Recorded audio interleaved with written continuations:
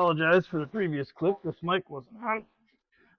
But we actually have new mics now. So you'll be able to hear all the stupid shit stuff we say. Mainly me. This is our anti-leak device for this transmission. It worked really well. Oh, it looks like it's doing exactly what it did before. Yeah. Other thing that's kind of neat about this is it's pinched between the transmission and the mount. Oh, good. So I'll just make a larger pile of the oil dry here, and that will absorb all of this. Because there's only about 8 gallons or so on the ground. I'm going to try to push up on this. I don't know. Maybe we'll be able to just budget a little bit. Almost. There. Okay. Spread that. Look at that. Top of the line. Perfect distribution here. Yeah, I saw somewhere when you pull a transmission, especially an automatic, don't drain it.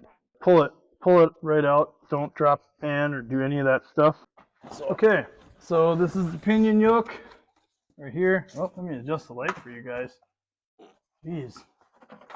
Try and make it so you can actually see. So I know that's not the best view, but there's the pinion yoke. I slip the drive shaft in the yoke of the transmission there first, and then we're going to bring it back here, slam it into the pinion yoke, throw the straps and the bolts over it, tighten those suckers down, and then we're good to move on to the next step. Where is that drive shaft? Oh, it's in the back. Man, look at this little thing. This is like a drive shaft for a go-kart, golf cart maybe. This drive shaft is so small. Only reason I say that is because I just had a 600 horse drive shaft built for my Oldsmobile with the 5.3 turbo in there. And if you guys are lucky, you'll get to see that in a future video. Okay, we'll see how much of this I block off. Oh, I can't see a thing. There we go.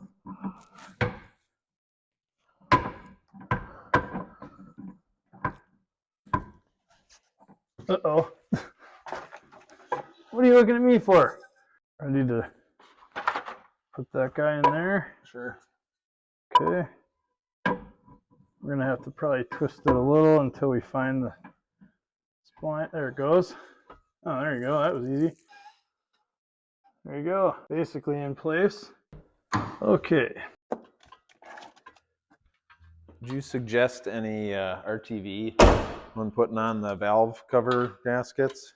Sometimes people will put a small amount just to hold them in place so they don't move around when you're tightening them down. Oh, these actually have little tabs on them. That'll probably work then. Okay, we get the point.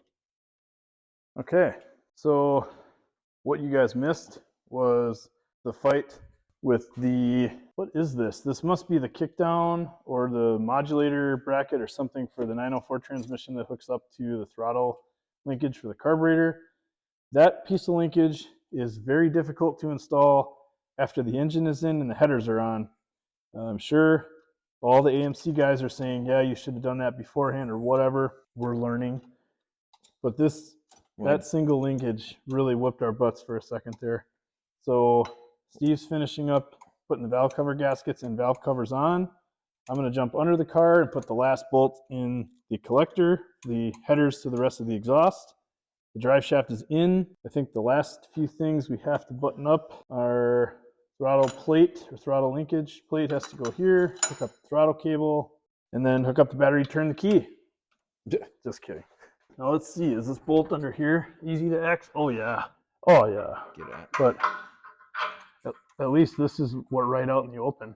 Here's a smattering of 9/16 stuff. Sure. Yeah. Some of this will work. I remember these valve cover bolts being a pain on the 304, but as soon as I can't find all of them off the 360, we're taking them off the 304. Whatever works, man. Oh, I see what you mean here. There are some challenges here with these long tubes, man. This thing is just tight under here. Yeah. I mean, you can't give up the long tube headers. That's totally worth it, but still, that's crazy. A lot of this stuff we can tighten up when it goes up in the air. Try to save a little bit of time.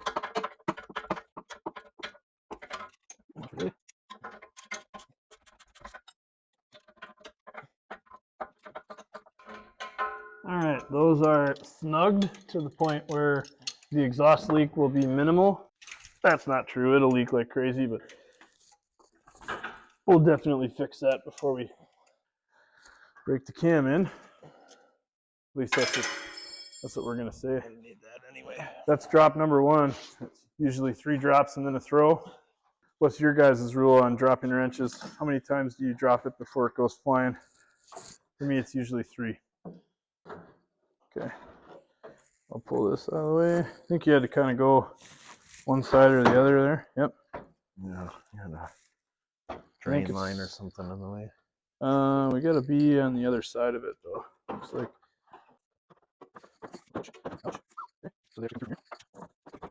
Well, that makes sense, right? Yeah. It's been so long since this thing's been out. This is like the first thing we did how many months ago? Let you get one in over there. That is the wrong size. That is too long of an extension.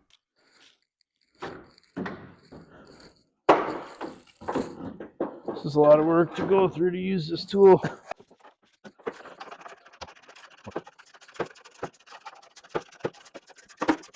Okay, good. All right.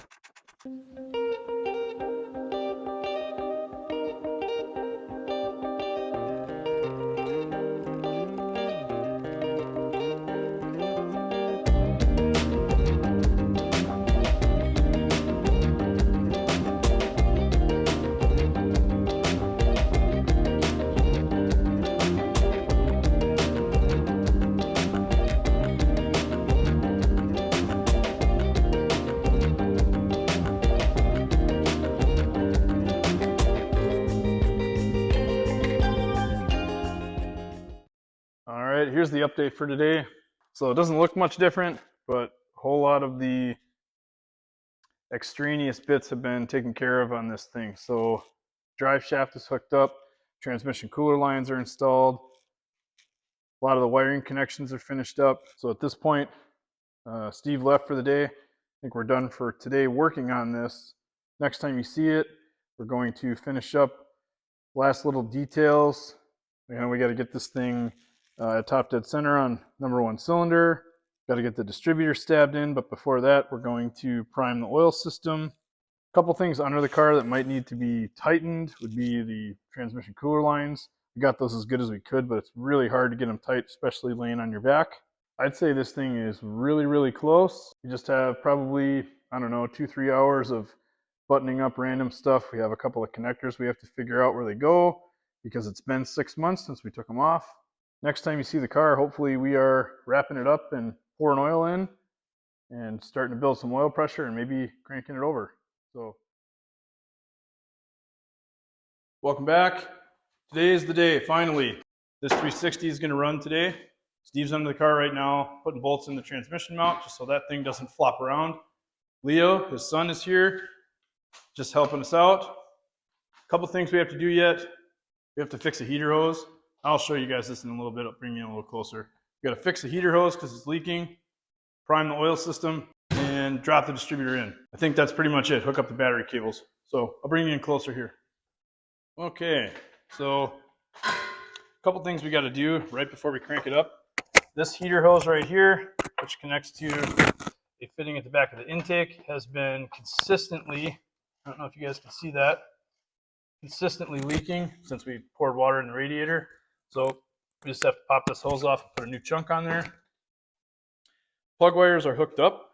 The distributor is not in place. You can see the cap is just flopping around. Poured oil in, and AMCs have a oil pump drive that is just a slot or a tang. So we cannibalized a cheap screwdriver, made our own distributor, basically an oil pump priming tool. We have 25 pounds of oil pressure on the mechanical gauge that was just installed just for break-in. There's fresh fuel in the tank. There's fuel filling up the bowls of the carburetor. We just filled the bowls up through the vent hole. We're about to drop the distributor in, hook up the wires. Next time you see it, hopefully we're cranking it over. People love that stuff. Oh, you can say funny shit too. People love that. I'm on mic right now, so. It's a lot harder to read the oil level when it's fresh, clean oil versus Yeah, I know, you can't see it. dirty black oil that you can't see. Yeah, but we're about to perform what Vice Grip so lovingly termed as the fire test. We're going to hook up the positive battery terminal. And I filled the bowls of the carburetor with a bottle feeder. You might need to get more of that, more gas. Before I get any more gas in that bottle, yeah, I used it all. Just double check that the key's off. Where's your positive battery cable? Oh, duh, right in front of me. I'll just put this red one on. Here we go, fire test.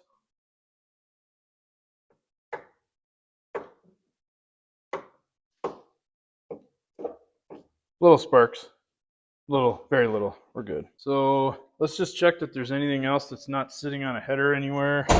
Because once this sucker gets going, it's going to go. Yeah. We need it to go. Got your lemon lime Gatorade. Thank you very much. Yeah, I have.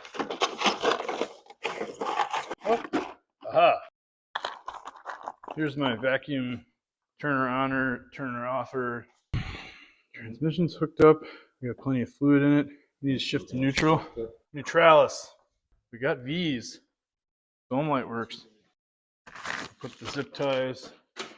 Automatic throttle modulator. Not sure what that thing is. Yeah, we're going to call it the vacuum modulator for the transmission kickdown thing. No idea what it does. I don't know if it even did anything on the last engine. Do we know? No. It's a good day for an engine break-in, right? Yeah, everything's going to go perfectly. Can you guys, like, cool it over there? You're a little too jacked up, making us all nervous. Yeah, we'll recirculate the oil vapors that way. Just let that, well, it'll be like a road draft tube, right? We checked the oil, we got plenty in there. Transmission, we got plenty in there. Battery's hooked up, starter's wired. We could check the firing order just to verify. It was coil wire that I could see. Okay. If I get a shocking reminder that one of them is bad somewhere else, then we'll fix it. That is enough. Chances of that being right are low to zero. My favorite thing about this timing light is that no matter how organized I put it away, it always ends up like this. Yep, like a box of spaghetti. Yeah, isn't it crazy how something so simple can whoop up on you so hard? All right, are we ready to give this a try? I think so. Okay, I need to be in like 2 different spots because I need to do throttle and check timing, but I'm gonna do that. Why don't we put Leo on time? Doesn't matter to me. Okay, here we go. Let's give it a try. See if she fires up. First things first, see the starter. Nothing on the starter. Is it in neutral? Won't shift? So do we have the linkage backwards underneath then? Probably. Okay, brief intermission there. Had a little bit of a sticky solenoid on the starter, so it wasn't actually turning over. But quick jump with an oil filter wrench seemed to get it to work. And now we have crank from the key. So without further ado, hang on just a sec here. You guys are getting so excited. Oh, that's, that was a lot. Go ahead.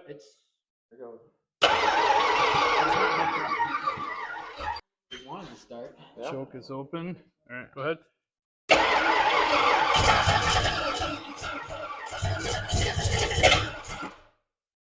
Again.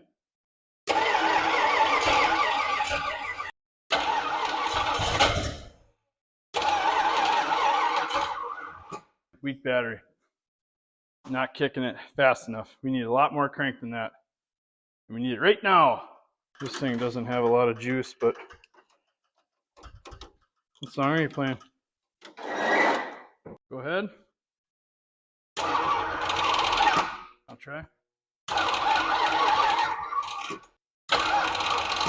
Hopefully these jumper cables are long enough.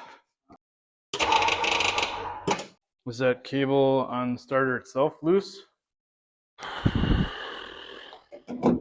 That does not make me happy. We can try cleaning up that terminal a little bit more. God, we almost had it. I don't want to hit it with starting fluid, but I will if I have to. Okay. All right, hit it again. We can feel out here, big time. Yeah.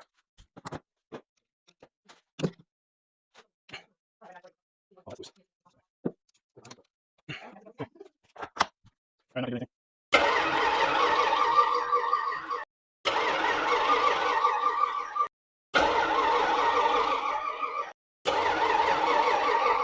Okay.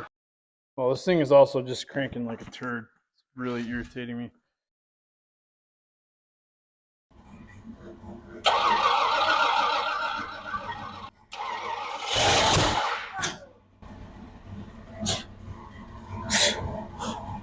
Okay.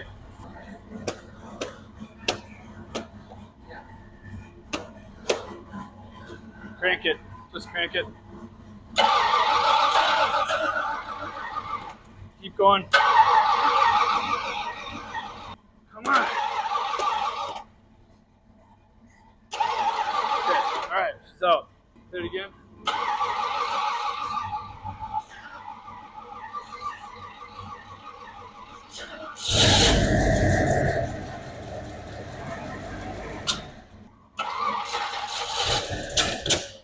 God damn it.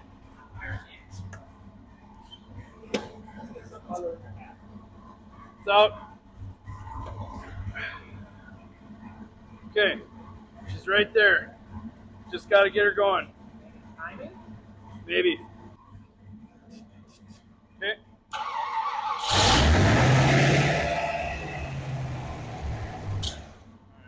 Okay.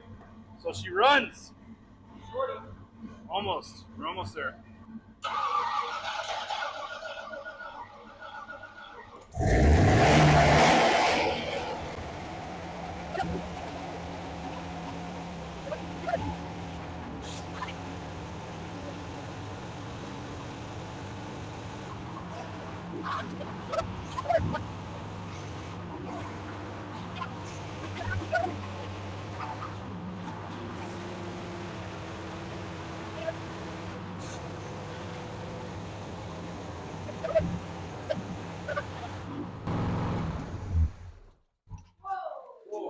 Yep, you ready for the geyser?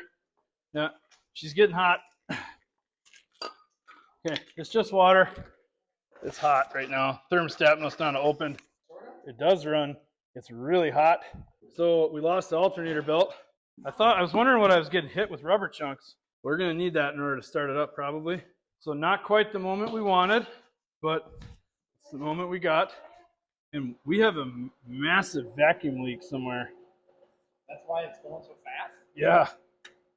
Something is, yeah, because the idle screw is right here.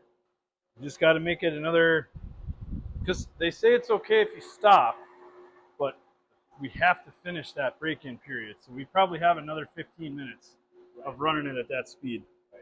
It just sucks because now we're gonna need a different car's alternator because that belt chewed itself to death.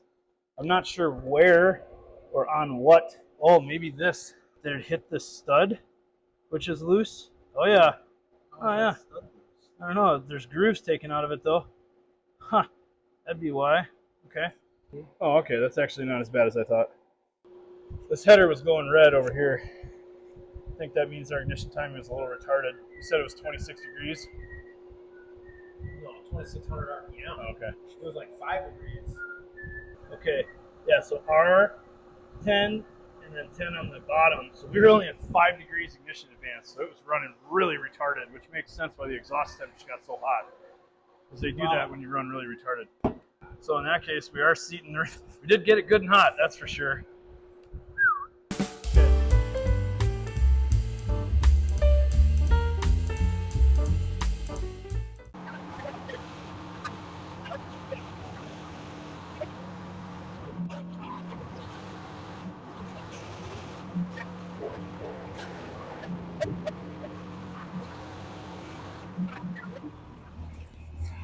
You guys, we literally just broke the cam in on this thing, shut it off, turned over, probably first 3 or 4 rotations off of the key, and here she is idling.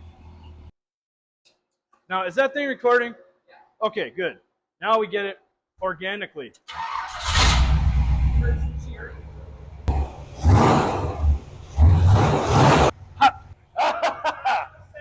The little Hornet that could. Oh, shit, yeah, man. It's so good. Oh, man, it sounds so good. Hey, man. Yes! Yes, yes, yes, yes! And that, ladies and gentlemen, for those of you that can hear me, it's probably way too loud. That is the way that you do not break a cam in, because the timing was 10 degrees before or after Top 10 Center. It was really far behind. My bad. To be fair, I'm not an AMC guy. I don't know. I'm kind of pumped up right now. Just want to let it go. Rev it up a bunch of times. Be like, yeah, man, it runs. Woo! No valve train noise, nothing. No ticking, knocking, clocking, clacking, anything. None of it. It does sound good. Dude, we rebuilt this. This thing was a bare block like 2 months ago. Okay? Yeah, we can kill it. Yes. Holy forking short balls. Well, there you go. It was just as easy as that. Okay, here we are. So cam break-in went well, or at least we're going to pretend that until we find any evidence that it didn't. The only thing that happened during the break-in is we lost the alternator belt. I was getting hit in the face with chunks of that stuff. We have a new alternator belt. We're going to throw that on. We tested the transmission already. We know that the brakes work because we fixed those last year. Thank goodness. You guys almost missed us taking this thing off the jack stands for the first time in 6 months. Ooh.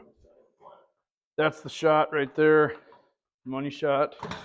We should leave the camera rolling when we back out to just see how awful the floor is under there. Because I don't know if you guys can see this on here. This is what we've been rolling around in for the last 6 months. There it is. There it is.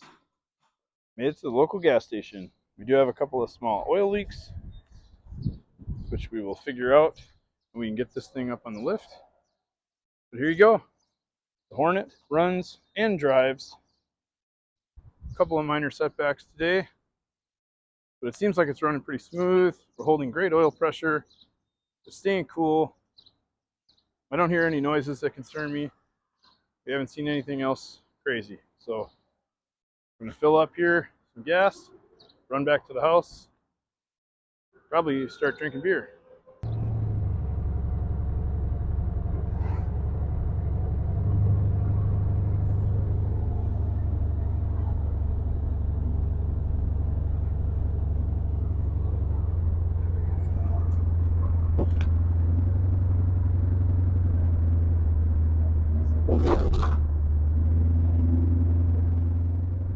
Alright, looks like we may have developed a problem here. Can't tell what that is. I don't know if you guys can see all the sparkles all over the windshield, but this thing's leaking a little bit of oil. So, something's wrong. I don't think it's anything serious, but we'll take a look at it when we get back to the shop. We're about, I don't know, a quarter mile away now, so we'll just butter home. Okay, and she is just pouring smoke. What is leaking so bad? Is it these dang valve covers? All over your driveway. Okay, go ahead and get it into the garage then.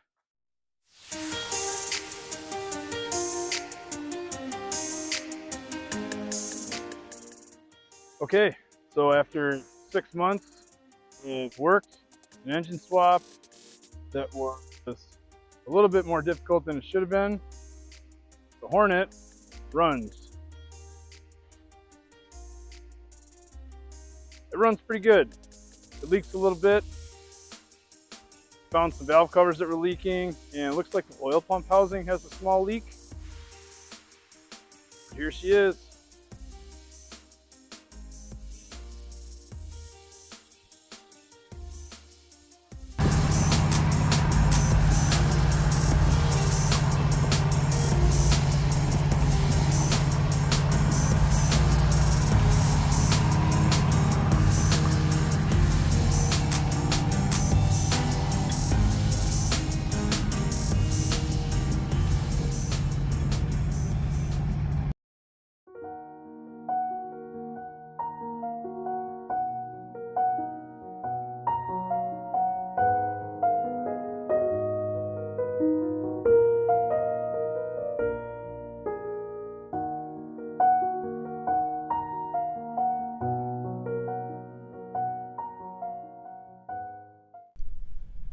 right, that's where we're going to end this episode.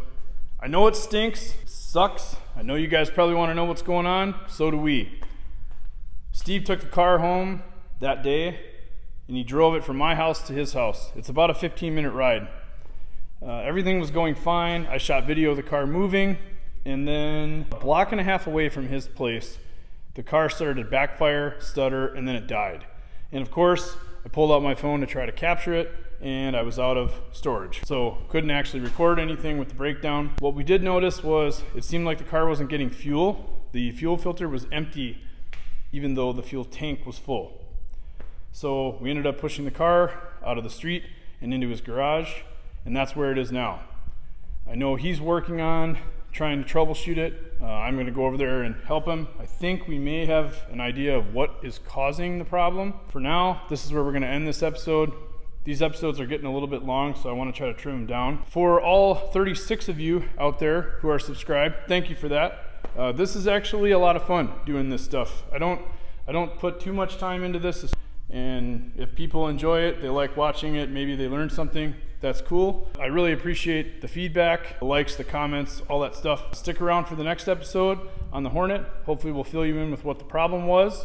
We'll get some more footage of that thing driving. Like, comment, subscribe. There's 36 of you who are subscribed, and that's pretty sweet. Wonder if we can make that 100, maybe someday even hit 1,000, who knows. Thanks again for watching. This was a lot of fun to put together. See you in the next one.